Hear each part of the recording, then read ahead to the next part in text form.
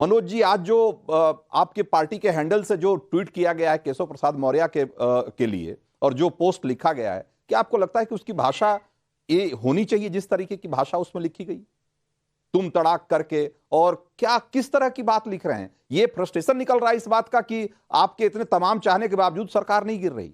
रोज बयान दे रहे हैं अखिलेश यादव की सरकार अब गई कि तब गई, लेकिन सरकार का कुछ नहीं हो रहा। तो ये फ्रस्ट्रेशन इस रूप में निकल रहा है क्या? कौन सी सरकार वाली? उत्तर प्रदेश वाली की वहां दिल्ली भाई वाली? आपकी इच्छा तो दोनों गिराने की है, लेकिन एक भी नहीं गिर रही। जिस दिन चाहेंगे उस दिन गिर जाएगी। कमाल। दिल्ली वाली तो जब चाहेंगे और गिरा दीजिए तो कौन रोके, रोक कौन रहा है आपको भाई? फिर भी आप नहीं गिरा पा रहे हैं। अभी उसका शुभ मुहूर्त नहीं आया ना। हम शुभ मुहूर्त पे काम करते हैं। हम थोड़ी नहीं कि राम मंदिर ऐसे उद्घाटन कर दें 15 सेकंड का 30 सेकंड का मुहूर्त निकाल के। हम वाले नहीं है ना, अच्छी बात है, शुभ मुहूर्त पे करेंगे। हाँ नहीं, वो तो अपनी खुशी की बात है भाई, जिसको जो खुश लगे। लेकिन बड़ी बात है आपने, मैं अपनी पार्टी वाले बयान का बात को दूंगा, जो भी बयान है उसका जवाब। लेकिन अभी बड़ी डिबेट चल रही थी, इतना ज्ञान आया। अच्छा मुझे बताएंगे, हमारे उत्तर प्रदेश में भी सदन है विधानसभा का, हमारे यहाँ भी चेयरमैन बैठते हैं विधानसभा में, उनकी भी मैं भाषा सुनता हूँ कितने सौम्यता से। कानपुर वाले हमारे बीजेपी के जो विधायक जी कितने प्यार से, कितने अच्छे से, नेता सदन, नेता प्रतिपक्ष सब। ओम बिरला जी का तेवर देखा था? ये तो राहुल जी है जो बर्दाश्त कर रहे हैं समाजवादी पार्टी नेता प्रतिपक्ष होते, और तेवर ओम बिरला जी के अगर ये होते, भले वो चेयरपर्सन है, इतना तेवर दिखाने की आवश्यकता उनको नहीं है। क्या कर लेते, क्या कर लेते? वही तो मैं ये भी इसका भी खुलासा कर ही दीजिए ना। ये भी दिल में क्यों रखे हुए हैं, ये भी बता दीजिए। समाजवादियों को दिखाएं तेवर, उसी सदन में हमारे 37 हैं, दिखा के ऐसा तेवर दिखाएं, पता चल जाएगा। तो क्या, वही तो मैं पूछ रहा हूं, तो क्या कर लेते? कुछ बता दीजिए, टिप्स मिल जाएगा राहुल गांधी को। वो अकेले खुद से नहीं कर पा रहे हैं, आपसे सीख के कुछ कर लेंगे। देखिए बता तो दीजिए मनोज यादव, क्या कर लेते? अरे बता रहा हूं। हाँ। हर दल का व्यक्ति जो भी लोकसभा अध्यक्ष होता है उसका सम्मान करता है। और ये देखिए आपके स्क्रीन पर चल रहा है, देखिए वीडियो। हाँ। कैसे गुस्सा आ रहे हैं। इतना तो हम किसी दुश्मन को न डांटें, और हाँ। वो कितना तेवर दिखाते हैं। ये सुकून माने राहुल गांधी जी का कि बहुत सौम्यता से राहुल गांधी जी हाथ का इशारा कर रहे हैं, क्योंकि एक मंत्री बेल में मनोज यादव आप उल्टी गंगा बहाने की कोशिश करेंगे। मनोज यादव, अगर इस बात पे सदन में एक आम सहमति बनी है कि वेल में आकर के प्रोटेस्ट नहीं करेंगे, और उस मर्यादा को सबसे पहले लीडर ऑफ अपोजिशन ही उसको तोड़ दे पहले ही सत्र में, तो क्या करना चाहिए? नहीं तो स्पीकर को क्या करना चाहिए था, बता दीजिए। मैं बिल्कुल ये बात है, कोई अगर मर्यादा तोड़ता है तो उसके लिए जो भी लोकसभा का अध्यक्ष है उसके पास पावर है कानूनी कार्रवाई करने की, जो लोकसभा के अंदर निहित है उस पे कार्रवाई की जा सकती है। आप तेवर कार्रवाई हो जाएगी तो लोकतंत्र खतरे में आ जाएगा, संविधान खतरे में आ जाएगा। कार्रवाई करिए ना। और अगर थोड़ी कड़ी आवाज में चेतावनी दे दी तो आप कह रहे हैं कि भाई हम तेवर दिखा रहे हैं। इस तरह चेतावनी मैं आपको दूं, आपको बुरा लग जाएगा रंजीत जी। अगर मैं एज ए प्रवक्ता आपको चेतावनी दे दूं, आपको बुरा लग जाएगा कि मनोज यादव ऐसे कैसे आप मुझसे बात कर सकते हैं। ये तो कहिए ना, तो हमारे तहसीन भाई कुछ बोले ना, हमारे पत्रकार महोदय इस बात पे बोले ना, बीजेपी के प्रवक्ता बोले ना, आप ही बोले। मैं तो यही नोटिस कर रहा हूं। और कोई मंत्री आ जाएगा वेल में, क्यों आ जाएगा भाई?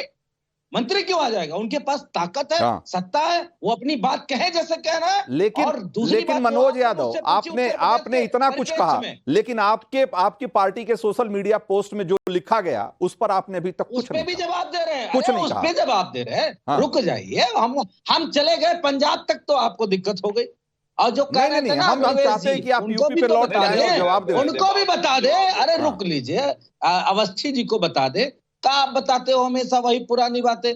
आज आप बीजेपी का एक सांसद नहीं है पंजाब से, तो काहे के लिए आप बेमतलब अपना मुंह गंदा किया करते हो? वहां की जनता जानती है उसको किसको चुनना है। काहे के लिए बेमतलब अपना बेवजह अपनी भाषा खराब किया करते हो? बेइज्जती कराने के लिए इस तरह बोल देते हैं आप लोग। मत बोला करिए, जनता तय करती है कौन सही कौन गलत। दूसरी बात, अब उत्तर प्रदेश के परिप्रेक्ष्य में आता हूं। बीजेपी के लोग हमको, खासकर समाजवादियों को, मर्यादा ना सिखाएं, बोली भाषा ना सिखाएं। प्रतिदिन आपके ही डिबेट के सैकड़ों गालियां मनोज यादव खाते, हमारे राष्ट्रीय अध्यक्ष जी को हजारों में गालियां देते बीजेपी, और बीजेपी के नेता IT cell, Bluetooth account expose के हजारों गालियां देते हैं, तो क्या समझते हैं हम गाली खा लेंगे क्या? मुंह तोड़ जवाब देंगे। और अगर भाषा की मर्यादा मौजूदा कोई भी सरकार नहीं समझी तो समाजवादी उसको नहीं छोड़ेंगे, इस बात को याद रखिएगा। कांग्रेस भले छोड़ दे, हम टीट फॉर टैट जानते हैं। मनोज यादव लेकिन जो सोशल मीडिया पे ट्रोल की भाषा और सोशल मीडिया पे एक पार्टी के आधिकारिक जो हैंडल है उसकी भाषा में कुछ तो अंतर रहना चाहिए ना मनोज यादव, कि आप भी ट्रोल वाली भाषा में ही बोलने लगे, तो आप में और उस ट्रोल में कोई फर्क नहीं रह गया ना। अब निजेश मौर्य जी को अपनी हद में ही बात करनी चाहिए। मनोज यादव जिस अंदाज में बात कर रहे हो, कह रहे हैं कि मुंह तोड़ जवाब देने से ज्यादा मुझे तो लग रहा है कि मुंह न तोड़ दें। आप मुझे बोलने नहीं देंगे। अब निजेश रंजीत जी, मनोज यादव आपको पर्याप्त समय मिला ना, आपने अब निजेश अवस्थी से सवाल किया था, मैं उनके पास जाता हूं। मुंह तोड़ जवाब देने का अंदाज आपका ऐसा लग रहा है कि सामने वाले का मुंह तोड़ देंगे आप। रंजीत जी, मैं किसी के बीच में नहीं बोलता हूं और ये अपेक्षा भी रखता हूं। रंजीत जी अगर कोई बोलेगा तो मैं ऐसी चिल्लकों वाली डिबेट में तो आता नहीं। एक बार अब निजेश जी को सुन लीजिए आप। रंजीत जी आप पूछ रहे थे ना कि आप क्या कर देते आप ऐसा, तो मैं बता देता हूं। जो मायावती के साथ गेस्ट हाउस में किया था वो कर देते समाजवादी। रामपुर तिराहा में जो किया था, जो गोलीकांड हुआ था, वो कर देते वहां पर। ये तो खुलेआम है, नहीं दिया मैंने इसमें तो भाई बीच में मैं बोलता नहीं किसी के। और दया कब किसको किस पे आती है ये तो वक्त की बात है। कभी कोई किसी को चिरकुट नेता कहता है, कभी कहता है कौन अखिलेश बात मत करो मेरे से। अब किस पे कौन दया करे, किस पे कौन दया करे? रंजीत जी बात ये है, दया तो वक्त पे किसको कहां पे आती है। अगर इसका खुलासा करना शुरू कर दूं तो कोई माइक हाथ से पकड़ के ले जाता है, पिताजी के हाथ से, कोई कहीं से ले जाता है। कहां किस पे दया करूं, किस पे दया करूं, कब किस पे दया आती है? जब मैं पर्सनल बोलता हूं ना तो पूरे चैनल के सबको मिर्ची लग जाती, फिर मुझ पे टिप्पणी होगी। मनोज यादव भाई पर्सनल नहीं, अध्यक्ष थे वो, अध्यक्ष थे, पार्टी के अध्यक्ष थे, पार्टी के अध्यक्ष थे। नहीं मनोज यादव, नहीं प्लीज आप इस तरह की भाषा नहीं बोलिए। पार्टी के अध्यक्ष नहीं थे, पार्टी के अध्यक्ष थे। एक मिनट, ये पार्टी जो भी अब निजेश अवस्थी बोल रहे हैं, अब निजेश अवस्थी जो बोल रहे हैं वो पब्लिक फोरम पे, पब्लिक प्लेटफॉर्म पे सारी घटनाएं सबने देखी है। इसलिए ऐसा नहीं है कि वो कोई ऐसी बात बोल रहे हैं जो प्राइवेट उसमें हुई है। इसलिए ठीक है, हमको क्या बताएंगे भाई, हमारी पार्टी का हाँ तो ठीक है, लेकिन आप भी मर्यादा में रहकर बात हो। ऐसा तो उन्होंने कोई गैर मर्यादित बात तो की नहीं बोल सकते, कोई माइक खींच ले, लेकिन ये केशव प्रसाद मौर्य पर दया दिखा सकते हैं। वाह क्या बात है, इनको हक है कि केशव प्रसाद मौर्य पे दया दिखाना, लेकिन अगर इनकी पार्टी के अध्यक्ष से कोई माइक खींच ले तो मुझे दया दिखाने का हक नहीं है। क्या बात है भाई, क्या न्याय है, कौन से न्याय है ये?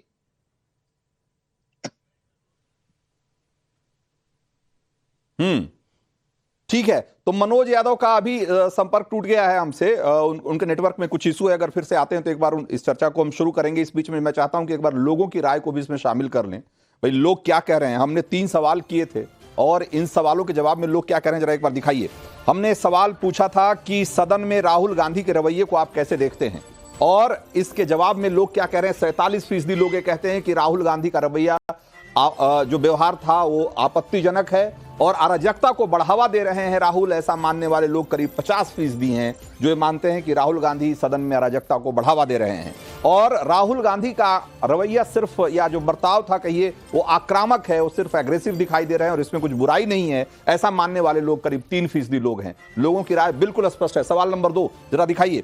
हमने सवाल पूछा था कि अमृतपाल सिंह पर चरणजीत सिंह चन्नी के बयान को कैसे देखते हैं आप, और इस सवाल के जवाब में करीब 65% लोग कहते हैं कि कांग्रेस का जो खालिस्तानी एजेंडा है वो बेनकाब हो गया है और एंटी नेशनल सोच से पर्दा हट गया, ऐसा मानने वाले लोग करीब 32% हैं।